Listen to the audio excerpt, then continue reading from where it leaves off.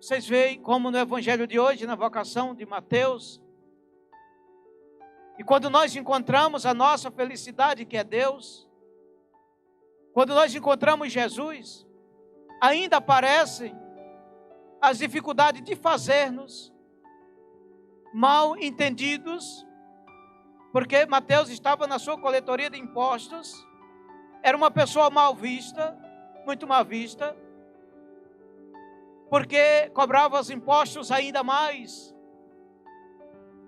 do normal, e era considerado pecadora. Então ali estando Mateus, quando Jesus passa, o chama, e Mateus deixa o seu a fazer para seguir Jesus. Se vocês observam, Jesus não chama os desocupados.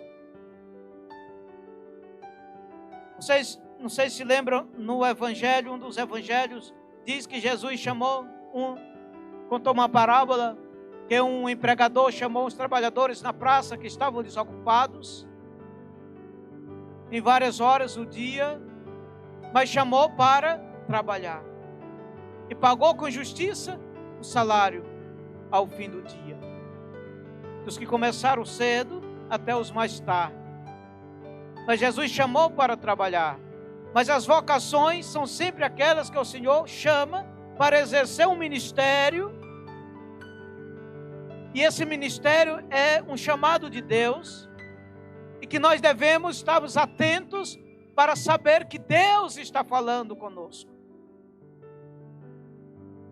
Porque senão a voz de Deus passa, e ela passa como um vento, e nós não compreendemos que é Deus que está falando conosco.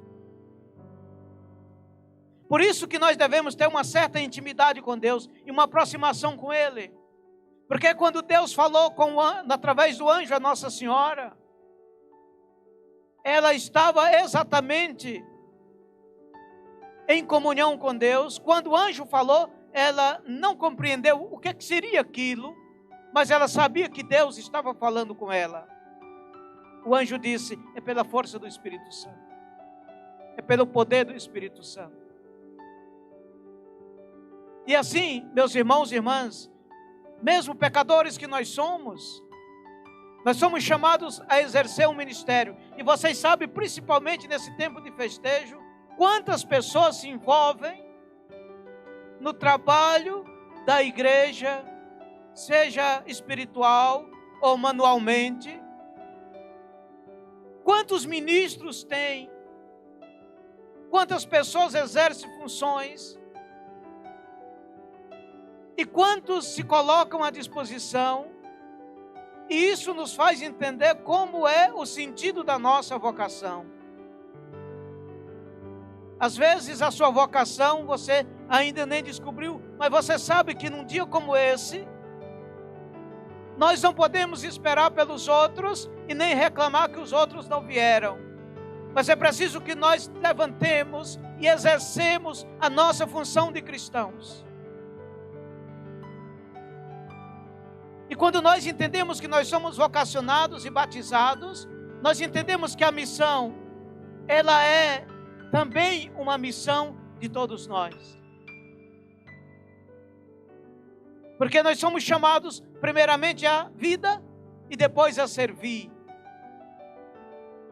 E quando nós reclamamos, meus irmãos e irmãs, que fulano não está fazendo nada, que fulano não veio, nós ainda não compreendemos que a minha missão eu estou exercendo, e eu vou exercer com alegria e com felicidade e com entusiasmo.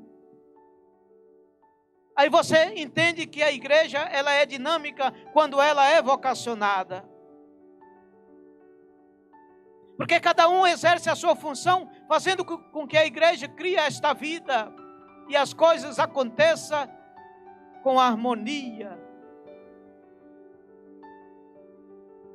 Que as coisas aconteçam com harmonia, porque cada um com a sua vida, que vive de diferente modo, você entendeu que você foi chamado, e esse exercício que você está fazendo é um exercício espiritual, em que você está oferecendo um ministério de trabalho, de serviço, de oração, para servir a todos e a todas.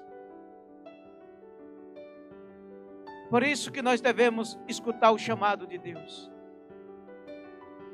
Porque o chamado de Deus é uma vocação.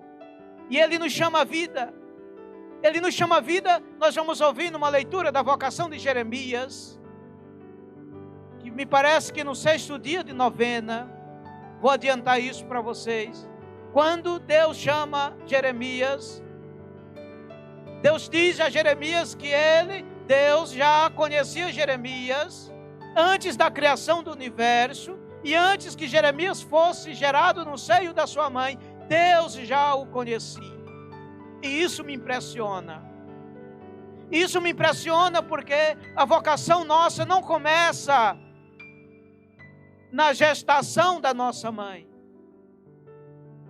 A vocação nossa começa quando Deus planeja a vida, quando Deus planeja o mundo, quando Deus planeja as coisas. Deus já planejou pensando em você. Deus já te via, Deus já te conhecia, Deus já te chamava. Deus te chamou porque Ele te conhece, não é por acaso. Não é porque Deus estava apenas passando, Jesus estava passando, viu Mateus, mas Deus já havia chamado a todos para a vida. E aqui nós temos a certeza de que Deus é autor da nossa vida e ninguém poderá ter poder nenhum sobre a nossa vida a não ser Deus, porque Ele pensou na sua vida antes que seus pais se conheciam. Antes que seus pais pensassem em se conhecer, Deus já via cada um de nós. Mas padre, como Deus via? Eu não tinha nascido ainda. Deus não é sujeito deste mundo. Deus, Ele é mais do que todas as coisas. E a materialidade está não prendendo a Deus. Deus está além das coisas materiais. Por isso que o pensamento de Deus não é como o pensamento humano, que vê as coisas ao alcance. Quando nós pensamos, porque nós já existimos, nós estamos vendo as coisas. Deus vê antes que nós somos gerados. Deus nos chama antes que nós somos gerados. E aqui está a riqueza e a beleza da nossa vocação, porque você foi chamado a servir a Deus, não apenas com a gestação no ventre da sua mãe, mas quando Deus pensou em você para vir ao mundo e exercer um ministério belíssimo, que é o chamado de Deus para ser gente e para servir a Ele nos ministérios que Ele necessita de cada um de nós. Assim, meus irmãos e irmãs, tanto a vocação à vida, a vocação ao matrimônio, a vocação a ser pai e ser mãe, a vocação à família, a vocação a sacerdotal, ela é chamada de Deus, mas precisa ser observada para onde Deus está nos chamando. Abraão, saia da sua terra, vai para uma terra distante. Gênesis diz também, o pai e o filho e a filha deixam seu pai e sua mãe e se unirão em matrimônio. Elas saem do seio da sua família, saem do aconchego familiar, saem da sua terra, deixa tudo para trás para criar um novo laço, uma nova intimidade e viver o chamado de Deus. Meus irmãos e irmãs, que nossas famílias sejam frutos da vocação do chamado de Deus. Que nosso novenário desperte em nós uma vida vocacional em cada um de nós, para que entendamos que a minha vida deve ser um serviço a Deus, para que as coisas de Deus se realizem em nós. Louvado seja nosso Senhor Jesus Cristo. Para sempre seja louvado.